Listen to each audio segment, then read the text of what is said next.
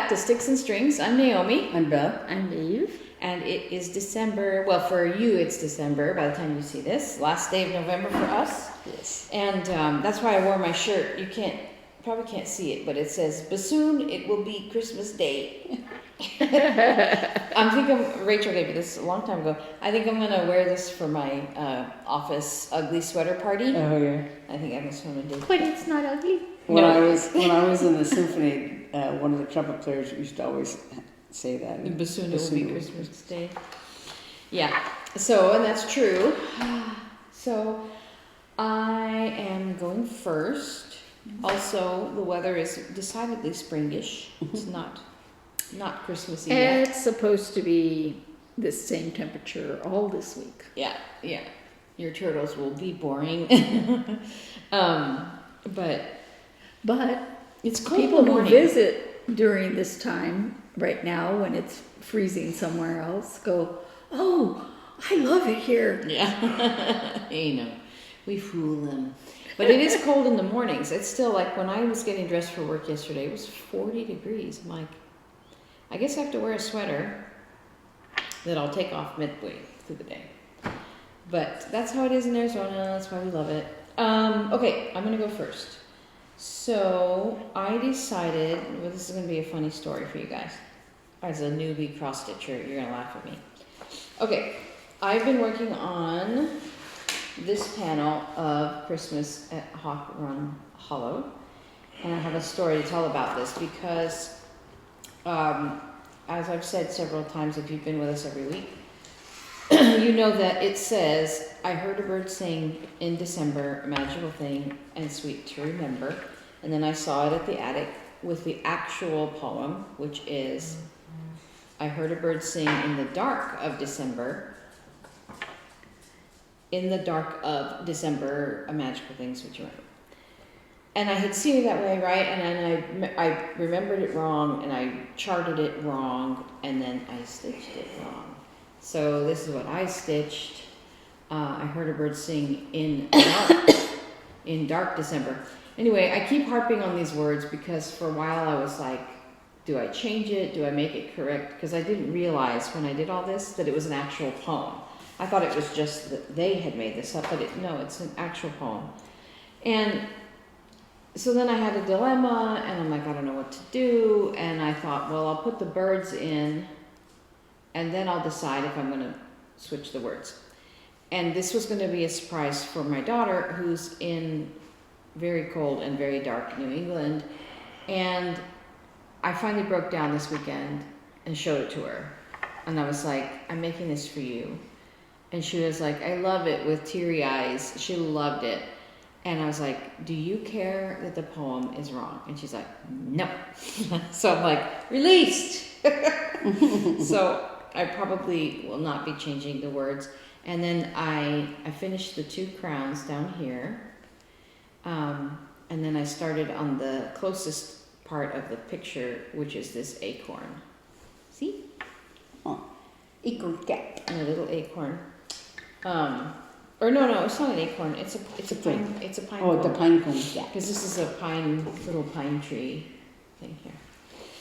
So I started on that, and okay, but in the middle of all this, so in this one you see. Oh, also I got chocolate on this at some point, which was fun.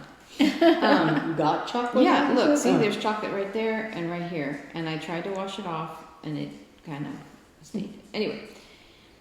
Right, you see here, these are my first crosses going this direction. That's wrong. And then I cross them back. Well, this entire thing is that way. But I thought that this was right because when I started doing this one, I did it the other way. I did it, I guess, the correct way. I did all the, well, I guess the first crosses this way, and then as long as it's consistent, exactly, it's not exactly wrong. But now, okay, so let me show you what I started. Remember, I had this 8 Tiny Reindeer by Kathy Barrick, this pattern, and I was like, this is going to be my, when I'm in a Christmas mood, kind of stitching, and the dog is huffing and puffing. And so the other day I was like, okay, it's Thanksgiving, I'm going to start it. And I started. There is the beginnings of Dasher. See? So No cute. dog. I'm Little gonna dog. have to do something with that dog if she keeps doing that. But anyway, so I started it, but I made these crosses on this cross stitch the other way than I did on this one. So I just have to remember when I pick up these two, which way am I going? And I hope I remember so that they're consistent, right? Because it doesn't really matter. The cross stitch police aren't going to get me, are they? No. Not No. only if they come to This your cross house. stitch police. Well. As long as you know you don't have like a change in direction, and actually, you know, it makes the difference when if you look at it up close. If you're looking at it from, you know, arm's length, you probably wouldn't be able to tell unless it, you know, Yeah. looked, you know, lumpy Because or I weird. just, but- oh, and also I went rogue and I didn't really measure this. I kind of put a piece of, like a rectangle in the corner and I was like, I'm just going to start. Because I figured all I really need is extra yeah, fabric on both sides. Right. And I think that's enough to wrap around if I'm going to frame it or something. you Yeah. know? Can I So, see the bird one? this one? Yeah.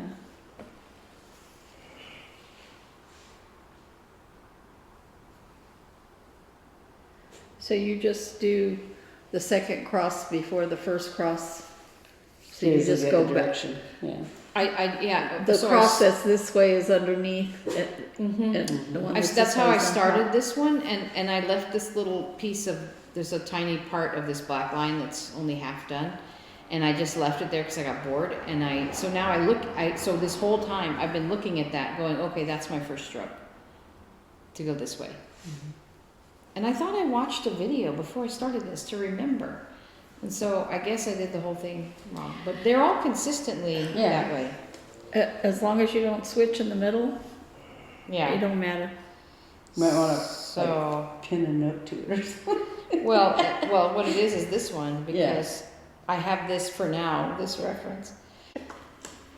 So those are my two cross stitch patterns that I'm working on, and that's been kind of fun and different. And then I still am working on Hannah's sweater.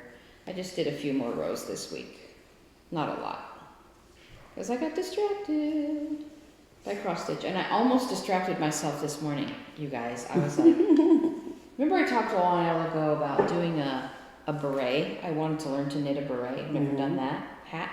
And this morning, because we talked to Hannah on Thanksgiving Day, and just talking about how cold it is and stuff, and I was like, I want to make her, because my plan is to, you remember I made her that red top, that sleeveless top. I have a lot of that yarn left, and I thought that would make a really bright red, would make a really cute beret. Mm-hmm.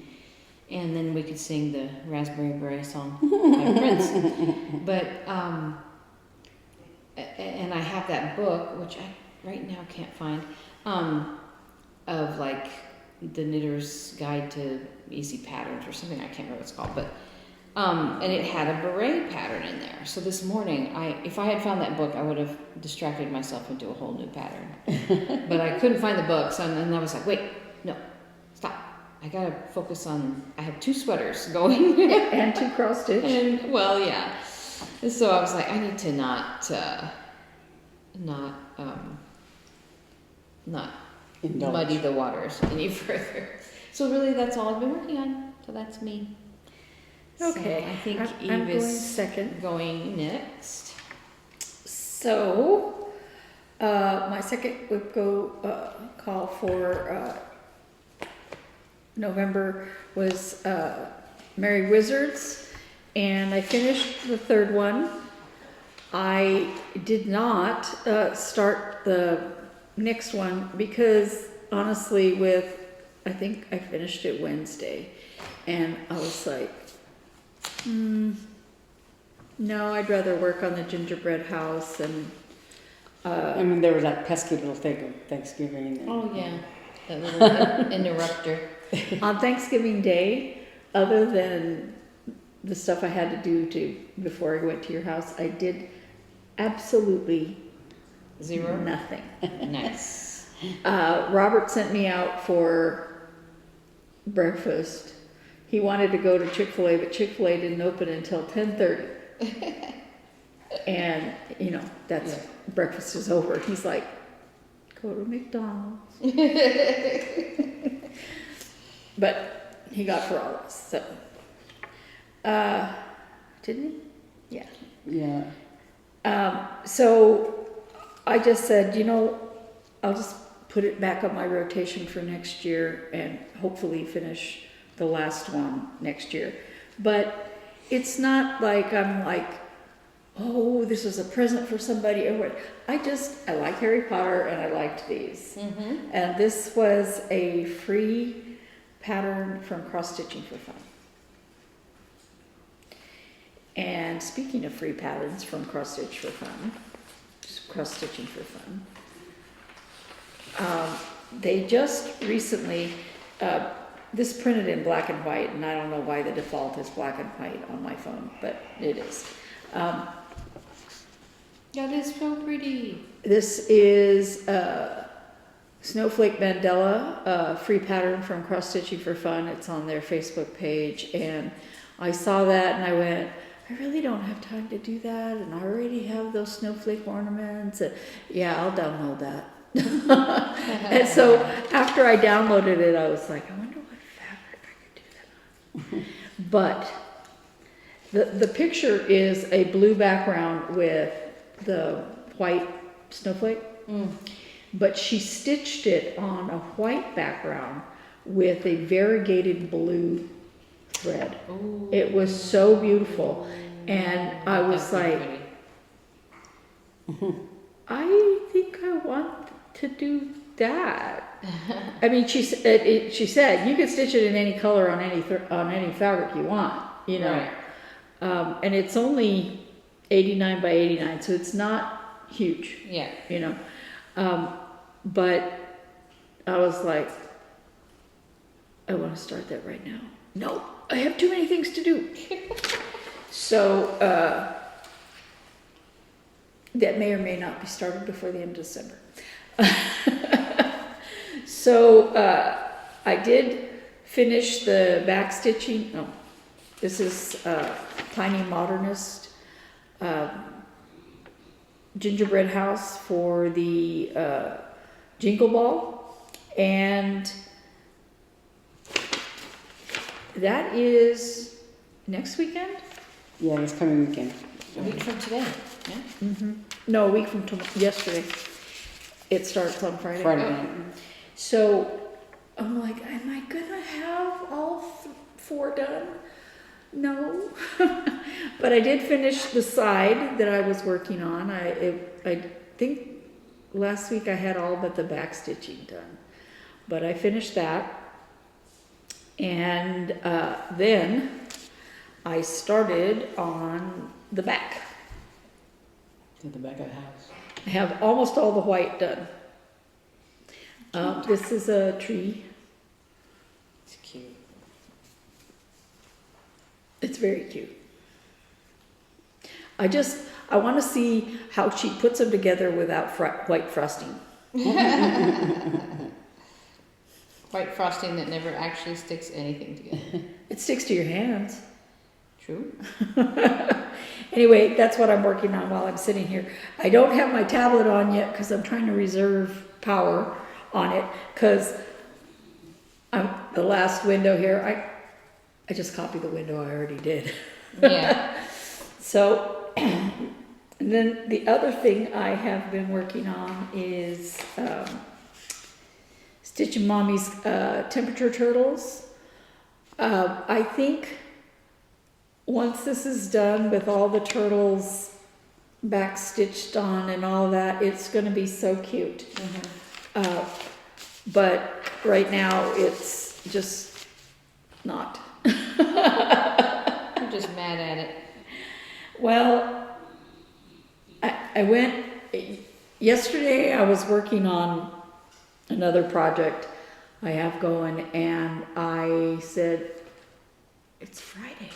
I need to take out my turtles. I was working on this until 11 o'clock last night, and I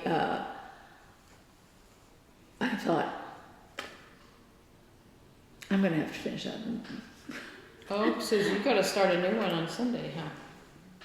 I'm gonna start a new one tomorrow. That's what I meant. Tomorrow. But I won't start it until Friday. I see. So this turtle looks mostly done, but one of his flippers is only partially done because I ran out of thread. You ran out of what? I ran out of thread, and I didn't see any point in starting a new one yet, you know, because it would start the next turtle anyway. So It looks like he ran into a boat propeller or something, chopped off his wing. So I was watching one of those zoo TV shows, and they did a lot of rehabilitation. It was Australia, I think, and they did a lot of rehabilitation there for sea turtles that were constantly being hit by boat propellers and caught in garbage, and I absolutely love sea turtles. I like turtles in general, but sea turtles have this kind of majesty in the way they move, you know, and they're not that much different than a land turtle, but to me they look more colorful. I don't know, I love them. So that's why I chose this pattern. I love sea turtles. If it had been just regular turtles, I probably wouldn't have chosen it.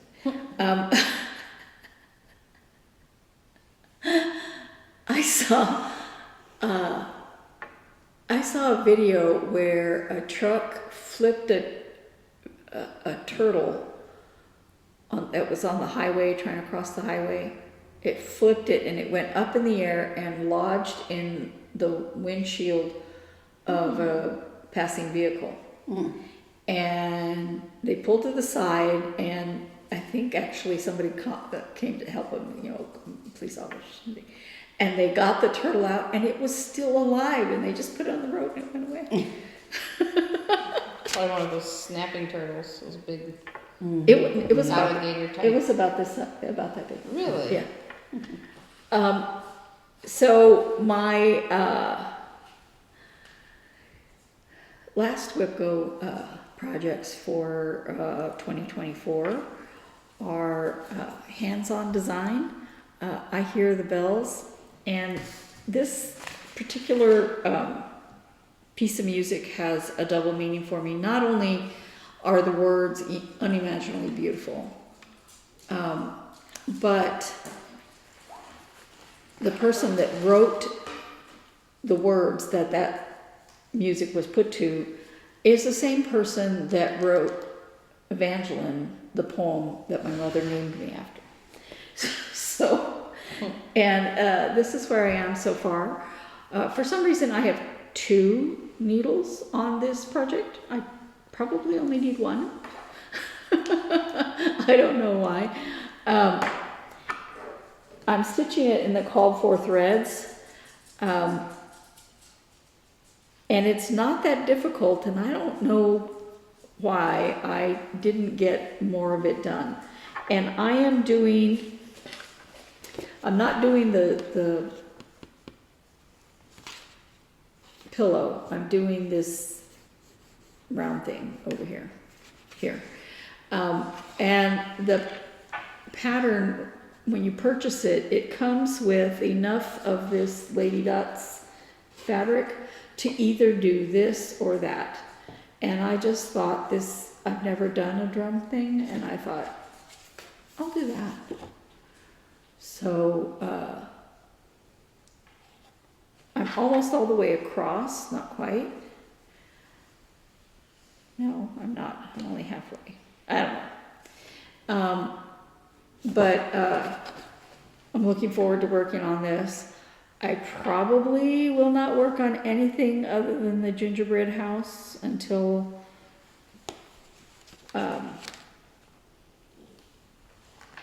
we have the thing, but I don't know, I might not be able to resist it and pick it up.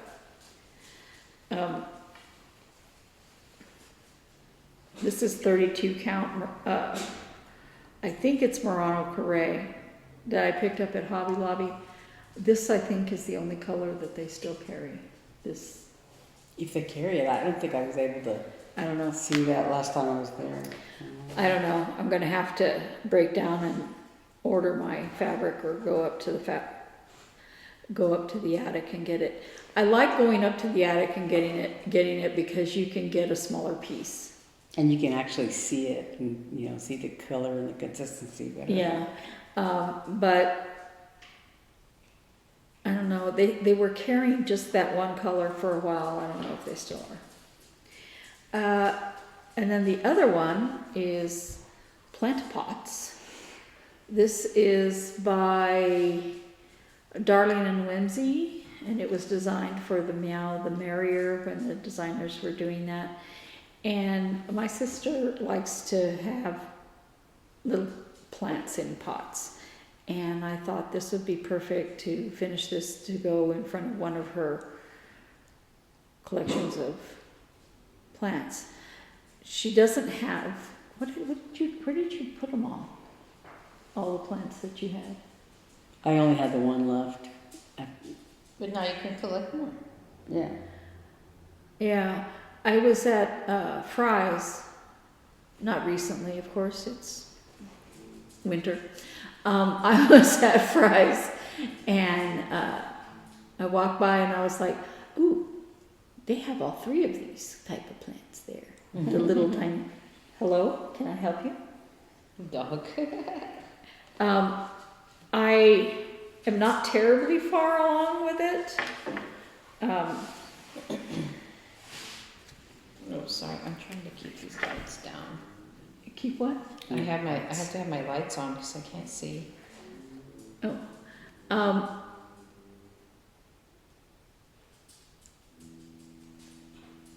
Our neighbor was practicing. Our neighbor is practicing. I was like, what is that Yeah, sound? it's a bass from Hi, next baby. door. Hi, baby. Guitar or something. I'm partially done with the black cat. And these cats look incredibly simple, but still I managed to miscount them. And I think on the white cat, I ended up just stitching the black face over the white stitches. And now I'm looking at it and I'm like, the stitches are not all like, anyway. So this is my second project, and this is on another fabric. It's a 14 count something from Hobby Lobby that feels like burlap.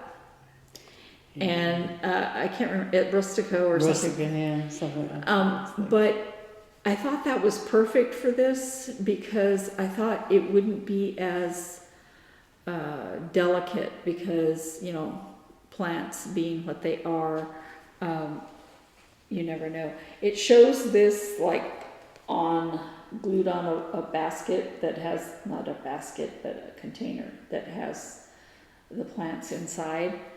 I don't know how you would reach those plants from inside there, but I would love to be able to find. It's like on a box, and then you could put the 3 pots in. Yes. Yeah. That's cute. I would love to be able to find something similar to put it on. So Hobby Lobby does still carry wood pieces. Anyway, that's me. Beth, you're next. I apologize for my light if it's blinding you. You can't really see it. Your soda's I put my soda there on purpose. Okay. So, I interrupted myself a little bit so today is actually my 7th day of my the days that I had my WIP-GO goal for the eagle, the bald eagle. But this is where I am so far. You got a lot of work done on it. Yeah, so yeah. I was gonna do the brown, this brown color on the other half of the eagle's body, and then do it on the wing over there. But doing this part, you know, with the you know, leaving the little gaps for the pattern that's on the wings was just really, you know, kind of difficult to do. So it was, you know, slow going. It looks, when I first saw this, I thought, gosh, that eagle is big. It's so dense. It's a lot of stitching. But actually, once I got doing it, it's actually not that big, the wing. So it went a lot quicker than I thought it would. Oh wow. And I did go ahead and I finished the branch mostly. There's like a few stitches of green. There's a few leaves on this dead branch. But I did the black, and then this brown color is the other fancy floss. It uses molasses and hazelnut, I think, yeah. And so this darker brown is the molasses color, and this rusty color is the hazelnut. So I did the hazelnut on the branch, and then that's what this color up here is, the bottom of the second half of the eagle. But I did one of the trees, and I did the cabin. So I finished the cabin there. And then for the eagle, I started on this tail. That's what I'm working on right now. But so it got pretty far. I wish I had done more on the woodpecker over here. And this is the one where I famously got the eagle and the ball and the barn owl in the wrong place. They should be switched, but so what? Anyway, so that's that one. So today is the last day. I'm going to work on the bald eagle. What I'm hoping maybe I can like finish the tail or or something like that today. We'll see. But that is the bald eagle. And so for November, I had already hit my goal for Wayfaring Stranger that I showed last week, I think. And I finished the Rabbit for November, and I showed that last week. So my other, so I had the bald eagle, and this was Starry Night. This is the number 6 pattern. But it's a wise man on the camel, and he's got his little jar of, I don't know, frankincense, myrrh, gold. I don't know what's in his jar. But I finished it finally. I thought, oh, it's pretty easy. I've been knocking these Starry Night guys out in like 3 days or something. This is, I don't know, somehow it was more dense. There's a lot of stitching, or I wasn't as consistent or something, but it took me several days to do that. But so that's what I interrupted myself, because I thought, I am going to finish that no matter what. So I did. I got all the back stitching and all that done. And so I just have one left to go. This is all the 6 of the 7 patterns. And I think I'm gonna stick the other one down here, because it's another horizontal pattern, but I'm gonna stick it down here to finish it. So I'm almost done. So I can put them on the tree next year. I'm going to finish them as little ornaments. But that is... I think we're going to have to get a bigger ornament tree. Yeah, that's my finish. And it's a Prairie Schooler booklet, leaflet. Book number 109 is what this one is. So I just have this one down here, the 3 wise men left to do. And that's one of my December WIP-GO projects. It's a secondary project, as I say, which means there's no specific goal for it. But I'm hoping, since it's just the Starry Night pattern, I'm hoping that I can do it in just a few days. So since December is, when you see this, it'll be December, and it's just right around the corner. So my December WIP-GO projects are, one of my main projects is the raccoon, which is the last one for me to work on for this series. And I've got only a teeny weeny itsy bitsy little start. You can't even barely see it. You probably can't see it from there. there's like 2 little bits of flower. Of this flower. A start is a start.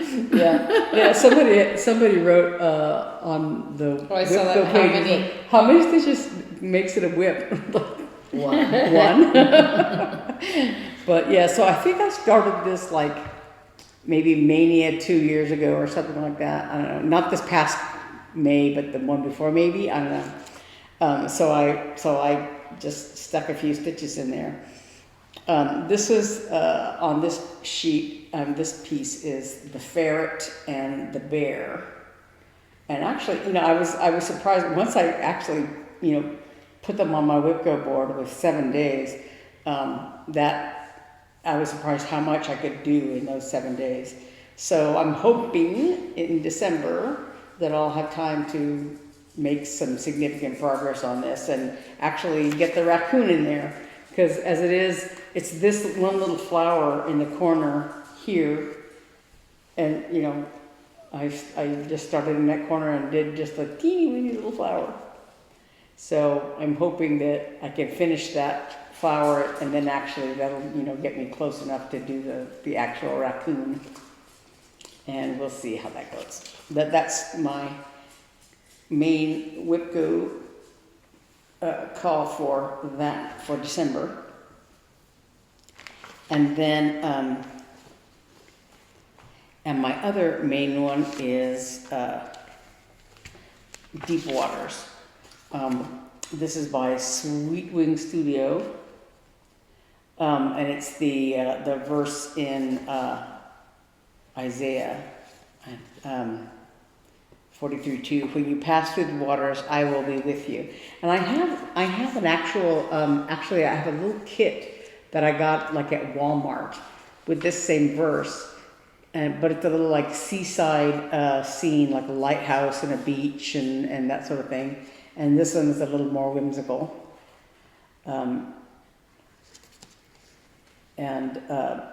This is designed by Susan O'Brien of Sweet Wing Studio. So, and it's all, I think it's all DMC. No, there's a Gentle Arts, Classic Colorworks, and Weeks. Yeah, they're back here, yeah. There's some, yeah. So anyway, so I did get a start on this, I think, for Mania at some point or something. I don't remember why, but I have just part of the words here. And one line up here that's a whale. I love that fabric. That fabric is so beautiful. Yeah, this is 28 count Lugana that I dyed myself. Oh, wow. Yeah. So, yeah. I'm hoping to get some significant progress on that. And then my other secondary chart for December is the December Rabbit. And if I can finish this, I will be very happy because then I will have finished all 12 of them. So this is the only one I have left that is not finished, but it's also not very far along. I have the 4 rabbits done, which is good, but I only have one of these little holly leaves are in each corner, and there's some greenery connecting them. So I have all of that to do, and all little greenery details.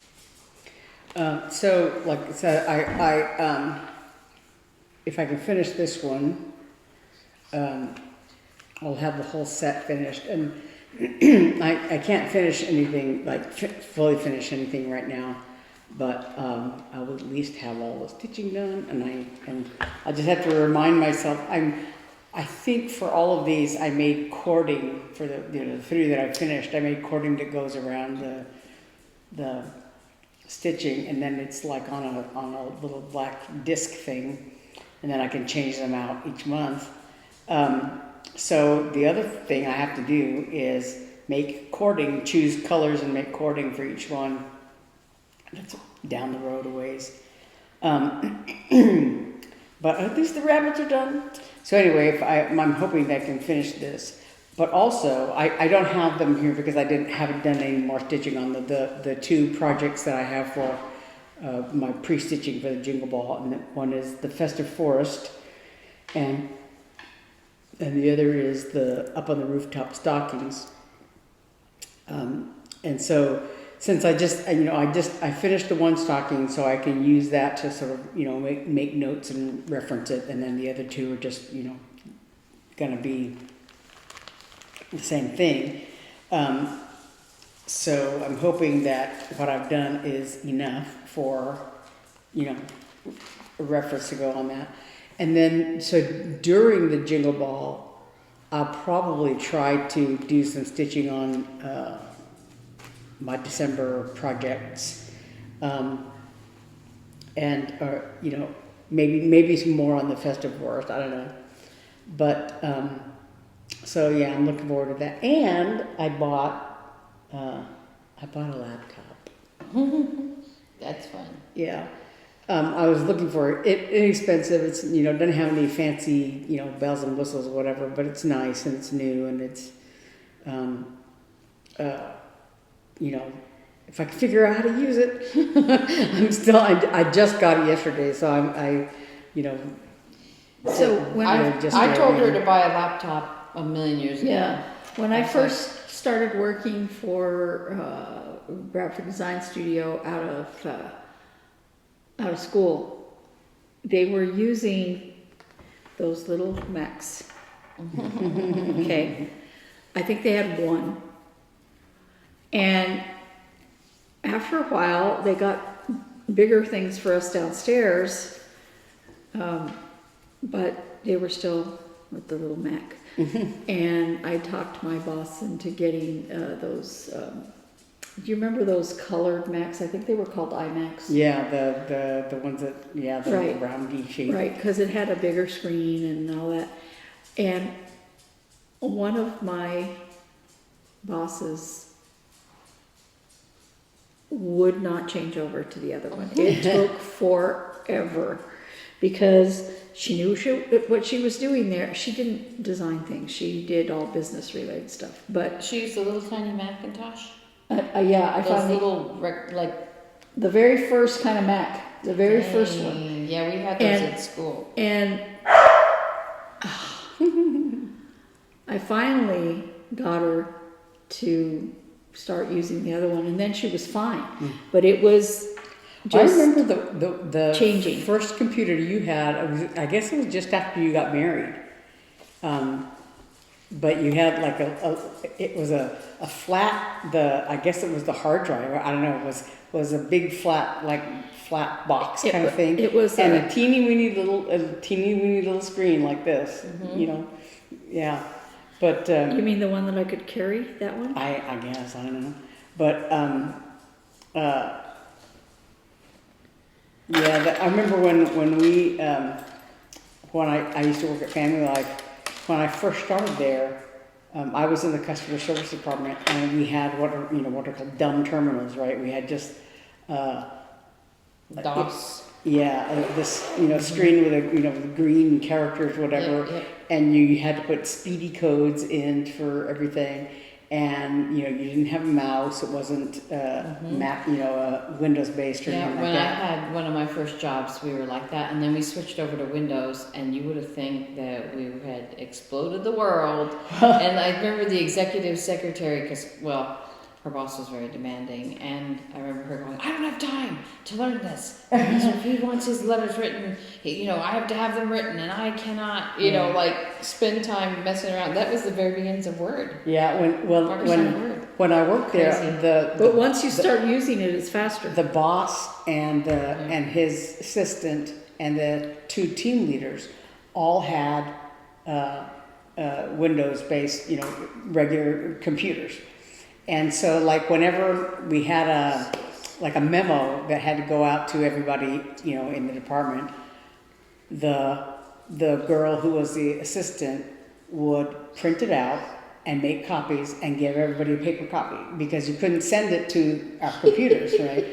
And so then, so I started there in '96, and then in '98 they were in the process of switching everybody in the business out to computers. And so because we were customer service, we were slated to be the first department to get the new computers. And so but we had a bunch of ladies in there, older ladies especially, a bunch of people in there who had never used a Windows-based computer, and I had barely had. Because I think at that time I still had the computer, the big 5.5-inch floppy disks, the computer we had at home, and I think later on, anyway, but like they were switching us out, and I love you. and it was, you know,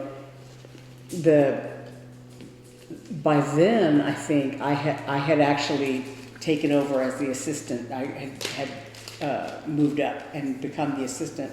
And so, and I was learning basically on the job. I had never used Excel. I had never used, I don't think I had ever used Word. I think I had used a word processing, whatever. Our first home computer was a Packard Bell, and it had, I think, because is that the one I bought for you, or I bought an HP for I don't you? know, but it was a Packard Bell, and it had like that cover software. Do you remember that the computers used to come with like a thing? It was like a room, and you opened this door to get to such and such, and you did this to get, instead of like just actually using the actual software or finding it in your files, you had this like cover. I can't remember what Mark calls it, what it was called, but it was like a, you know, like a front software that would take you to the other softwares. And finally Mark's like, this is stupid, and he took it off. I was like, how did you figure out how to do that? And he would just read and learn and change it.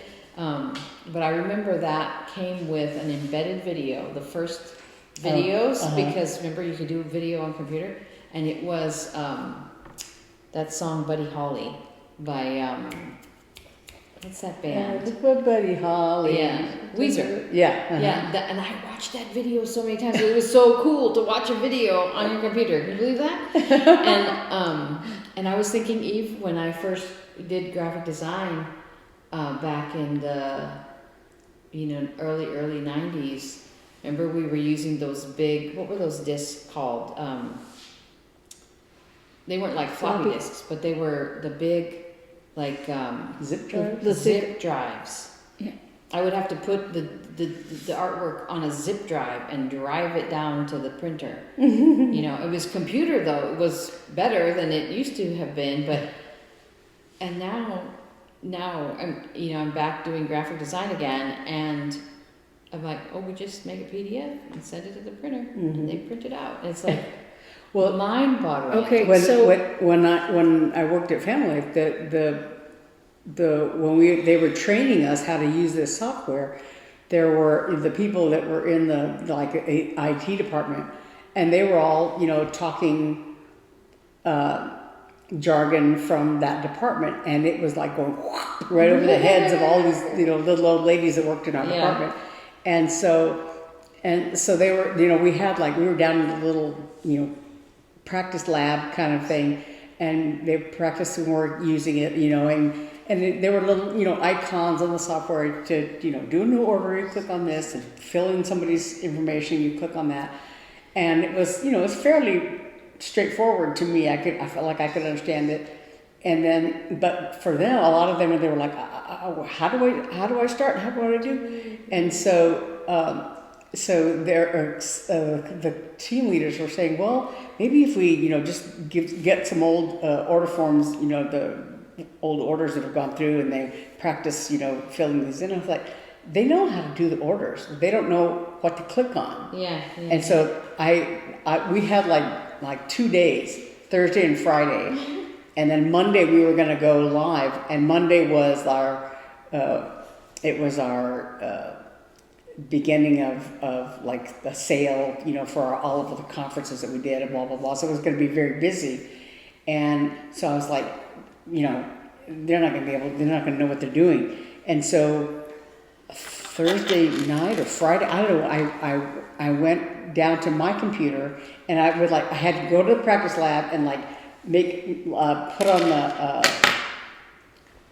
on the hard drive or thumb drive or something, all these pictures and of the screens of all the stuff we were doing, and take it down to my computer downstairs and I basically wrote a little how-to, kind of You sheets. did the first manual. Yeah, because our department opened like at 6:30 in the morning, and I didn't come in till 8:30. And so I thought, that way the people who come in first get the first phone calls. If they panic and don't know what to click on, they've got instructions right here. Click on this, click on that, And because they knew how to, take somebody's name and address, and they knew how to find the products and things like that. But it was just like, how do I use a mouse? But it still is that way though, because Yeah. we switched over ticketing software last year, Mm-hmm. and I woke up. Well, there were some issues, but I woke up the morning that we were supposed to go live, and I was crying, and I told Mark, I don't know how to take an order, because it had been really stressful. Well, what was funny is that there was some glitch that had happened, and so we had like some instructions, some note that we put in the order that said that referred to 98, which is when we started using this.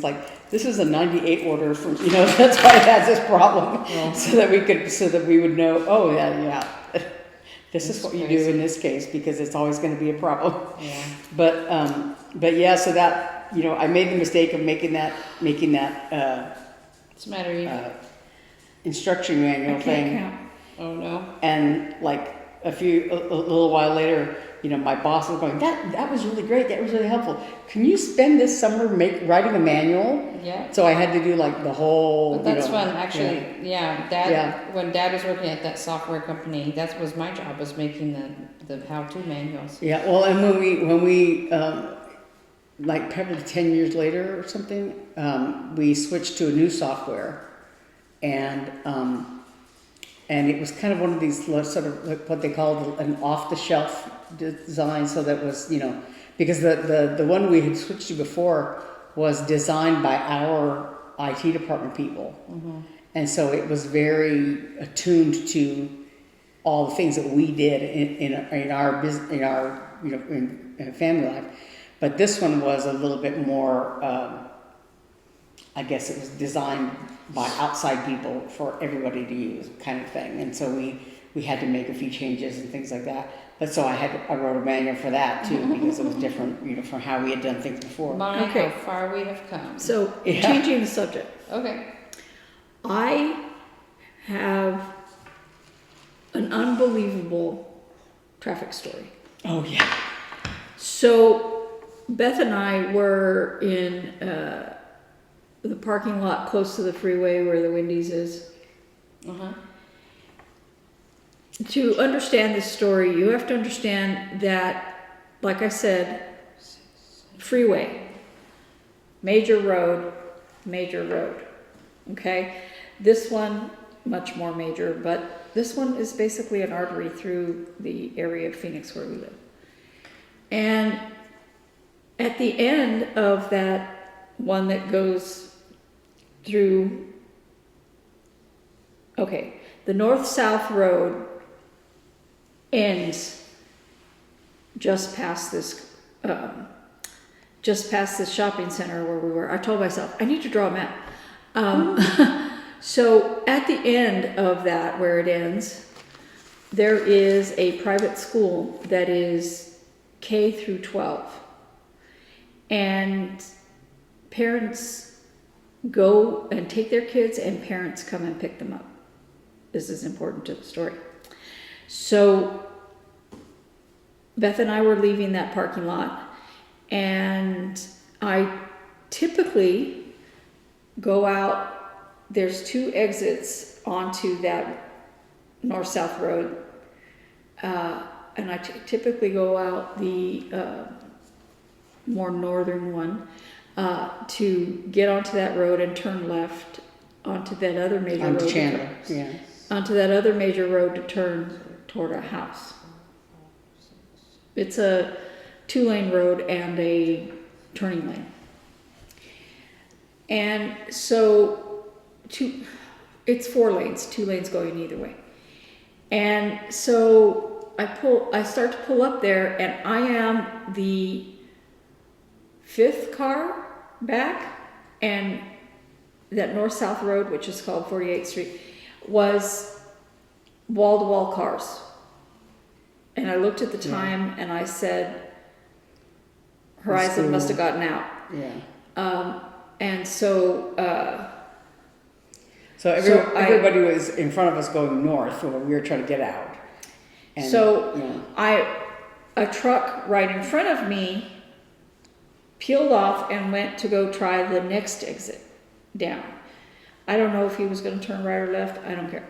And then the car just in front of him, or the next one up, decided to pull off into the incoming lane and make their own lane. and was stuck there because there's nowhere you could go. The cars that were ahead of us couldn't go anywhere. So I don't know what the point of them going over there was, but she wanted to turn left with solid traffic from the wrong lane. Yeah, I was gonna say the road we were on, the little road out of the this parking lot, was just 2 lanes, right? One to go out and one where people could come in. But she was in the one where people could come in, trying to turn left. So there was a truck who wanted to turn into the shopping center, who couldn't, because she was there. Even if the traffic had opened up and let her through, he couldn't have come through because she was in the out. I mean, in the in, she wasn't in the out. And traffic, periodically would clear enough where one car would go. And so as I'm turning on, and I told myself, I'm going to turn into the rightmost lane, go into the shopping center across the street, and turn around and go the other way. Because it's not worth it. It's not that big a deal. Yeah, right? Because there was no way that we could go across 3 lanes and turn left. Right. Because it was solid wall-to-wall cars. As I'm going north, she forced her way onto the road to turn left, and she's in the traffic. Still, that truck can't turn. She's in the traffic, forcing her way through to try to get through to turn left. And all I could think about was my ex-husband was on his way home once, and this was in a different town, and it was a 3-lane road. 2 lanes were solid cars, and his lane had nobody in it, but the light was red. When the light changed, he said, oh, okay, and so he sped up. He hadn't reached the intersection yet. Because when the light is green, you can speed back up and go, right? Now, a lady who had been doing that same thing pulled out in front of him. When she saw that he was there, instead of getting out of his way, she stopped. And he flew over he was on a motorcycle. He flew over the top of the car and landed on his wallet on the other side. But he could have been very seriously injured because she was doing that. And then when I was working for CPIS on Southern, which is 3 lanes plus sometimes a turn lane, either way, and the middle lane for turning, mind you. One of my staff on the way back to the office to drop off the car, because she had picked up people, did that same thing at the road to turn in where the business was. And the guy in the right turn only lane had no idea she was there and creamed the car. I was at a doctor's office, and she calls me and she says, I've been in a traffic accident. I never turn across stopped lanes like that for that exact I said, reason. why didn't you just go up to the light? People stop and they're like, go through. I'm like, no thanks. Yeah. Because I don't know If the guy people in that 3rd lane don't know if I'm coming, and I can't see them, they can't see me, and I'm not crossing. When I worked at Family Life, I was leaving one time. There was some kind of a traffic issue going on, and so I went. I think I was going. I don't know. I was on this one side road, and it was you know, like I said, two lanes each direction and a center turn lane. And for the most part, it's fairly empty, but just so happened where I was, on the right, there were some businesses, and people trying to get out of the businesses. And of course it was, 5 o'clock, whatever, everybody's leaving. So it was, this road was like bumper to bumper, and it was stopped.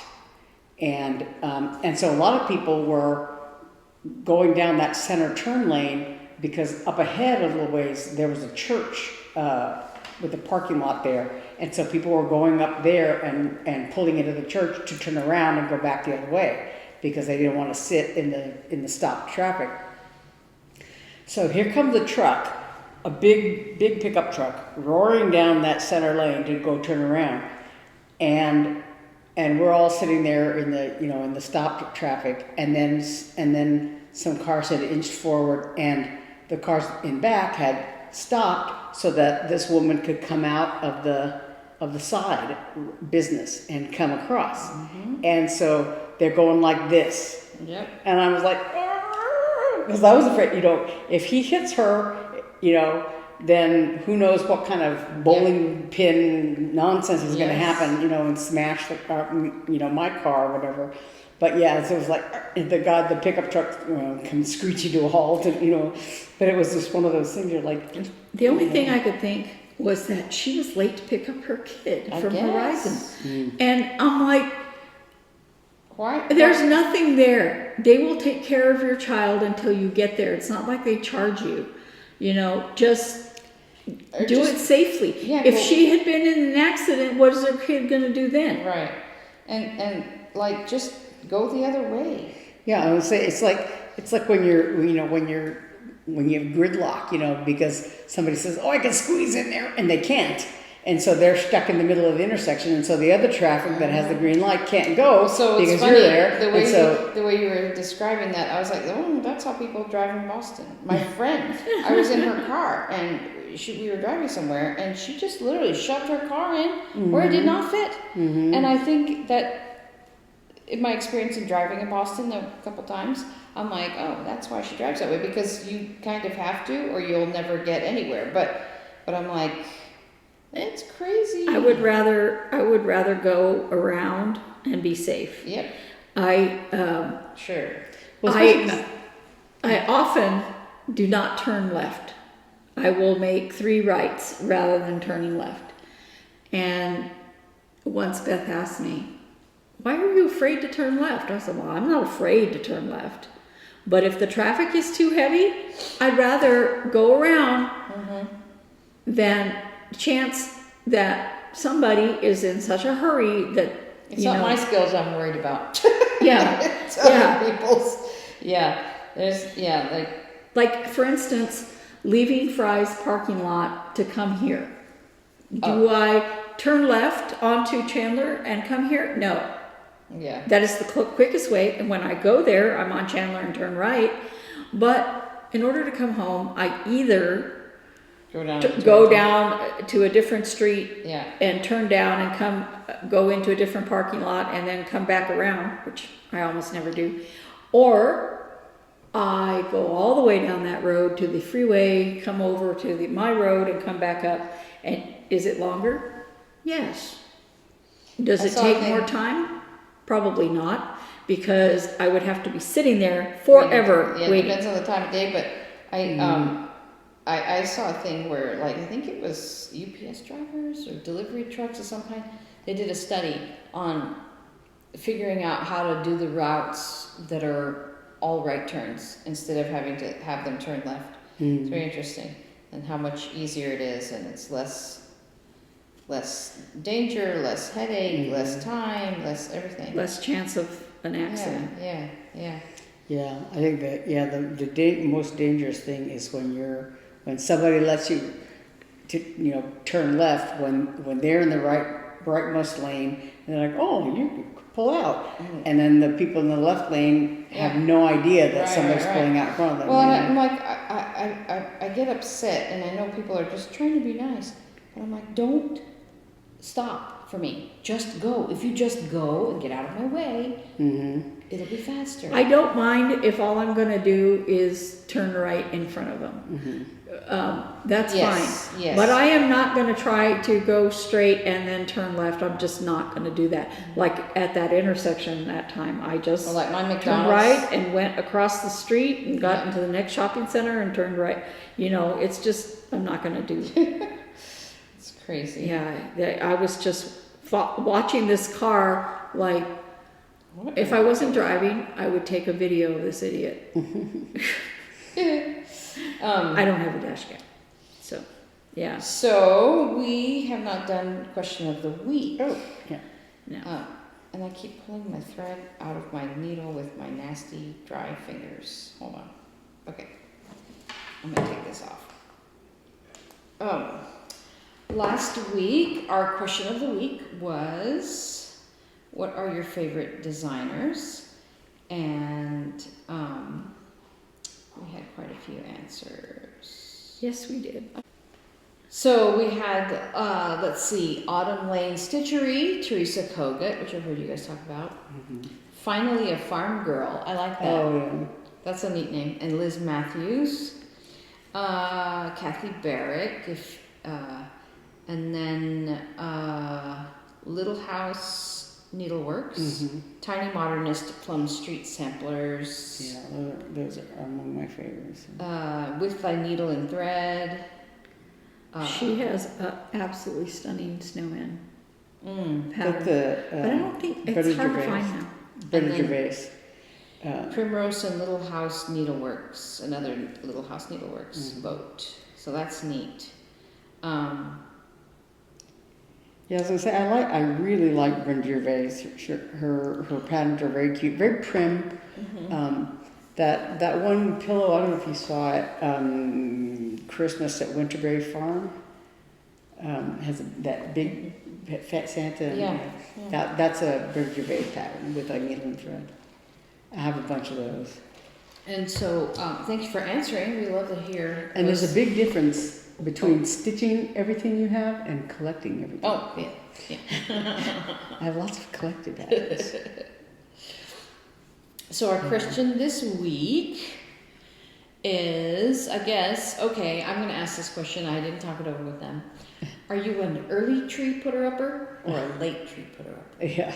Do you use artificial trees? Is Do your you tree already use, up? Real trees. real trees. This year, we're probably a no tree putter. Or do you just skip it altogether? Yeah, because the reason I'm asking is because we were just debating that this week, because I'm having my marketing department over for a Christmas party on the 9th, which means I want to have my tree up. And I was like, should we do it this weekend? Should we do it? You know, I had to work on Black Friday, but, you know, it's like, should we do it this weekend? And Mark's like, it's too early, it's gonna die. But I'm looking at my Facebook memories, and I put it up this early in past years, a real one. We did artificial for many years while our kids were young, and when Mom and Dad were in New Mexico, because we would go every year, and they would just die while we were gone. So we did artificial for many years, and then one year Hannah, from whom we take all of our suggestions, was like, I want a real tree. And so we haven't looked back since then. So we do real trees now. And Well, I remember when but we're just debating on, you know, how long to wait. And then I always think, if I put it up and I keep it in water for the entire month, is that better than you think I'm going to buy a fresh one?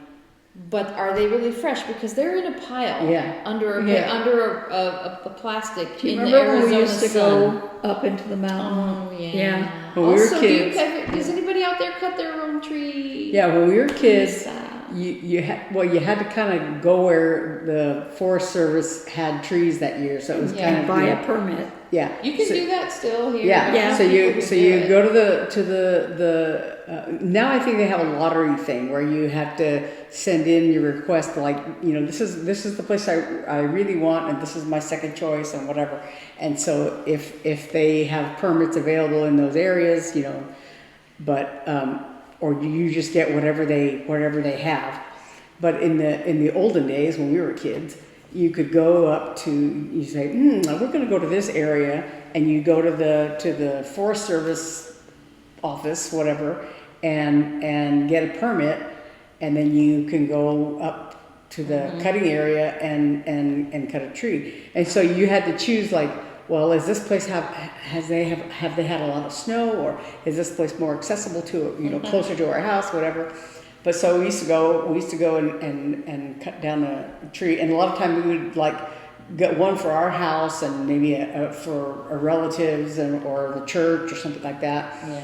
And I remember one year we went to some place and we took, I think my Aunt Alice was visiting or something, because I think she went with us and our family, and I think we were getting one for the church, I think, also.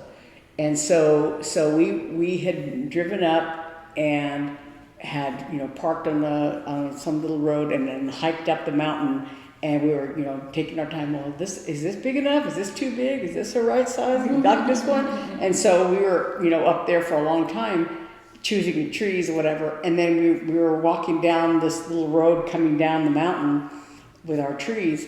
And there was a Forest Service guy there going, whoa, you guys hadn't come out yet, so we were coming to check on you, because it was actually starting to get dark. It was a little dusky. I've always wanted to do that, but we've never, when the kids were young, I kind of wanted to do that, but I never planned ahead far enough. When Robert was first with us, maybe the year after, we went up, Mom and I and Tim went up. I think there was another child there. Joey? Eli? I have no idea. But I have some wonderful photos of Robert falling in the snow, because the snow up there that year was so deep. Yeah. And in the desert Southwest, it's not all truly desert. So the mountains of near Albuquerque, many mountains in New Mexico get snow quite deep. Oh yeah, up here too, in Arizona too, northern Arizona. I remember in northern New Mexico one year, it had snowed very, very hard in northern New Mexico, and I think it might have been on one of the tribal lands. Somebody had stamped with their feet in the snow, need help. Oh my gosh. Because sometimes when it snows that hard, everything goes out, and they saw a helicopter, saw it and went, oh no. Yeah. I remember when we went, it was back when you were still married, and we went one year to go get a tree, and so we had gone in the camper, and we had some hot chocolate, stuff like that. But it was my parents and us and your ex-husband, and I think that was it, Naomi, I guess. And we were driving up there, and the roads were very snowy, and cause sometimes they'll say, well, you can only go to this area if you have chains, but I don't think they had said that. But so we were going up there, and then there were all these cars coming back down the road without trees. Oh no. Right? And so we were like, uh-oh. And so at some point, I think the traffic was stopped or something. And so my dad had pulled over, and he was asking people coming down what was going on. And they said that somebody, I guess, was stuck up there, or they couldn't get, past because of the snow or something. They couldn't get up to the cutting area. And so we just pulled over on the side of the road and had a little picnic and had, played, threw snowballs or whatever. In town. And then just, went to town and bought a tree at the tree lot. But then, as my parents got older, they would wait and buy a tree, like at a tree lot, and wait for the kids to come, and they would put the tree up. Yeah. And then they got to where they had an artificial tree. Yeah. And so when they first came out here, they had an artificial tree. But then in 2020, we were talking about, I guess it was Robert that said he wanted a real tree. And so we went out to Home Depot and got a log tree, and that was the year that my mom passed away. It's the weekend. It was the weekend before she passed away. Yeah, yeah. But you know, I have had an artificial tree for a long time, and I would put a tree up like this weekend, right after Thanksgiving, because that was like usually the only window of time I had, because then I would get very busy with all the Christmas gigs that the symphony did and that I picked up, whatever. Yeah. And then I would, fly out to New Mexico for Christmas. And so I thought, well, if I don't get the tree up right away, then it's not worth it. Because by the time I, get the tree up and put all the decorations up and, blah, blah, blah,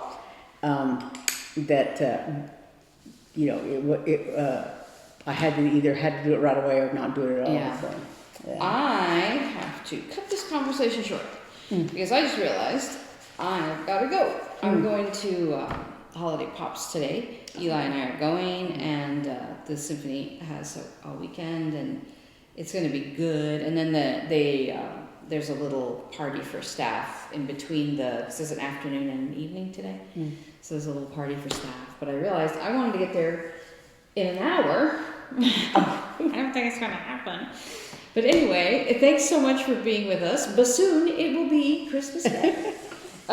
So thanks for being with us Here another comes the week. dog. And here comes the dog to tell us we are done. And we will see you next time. Same place, same channel, same nonsense. Bye. Bye.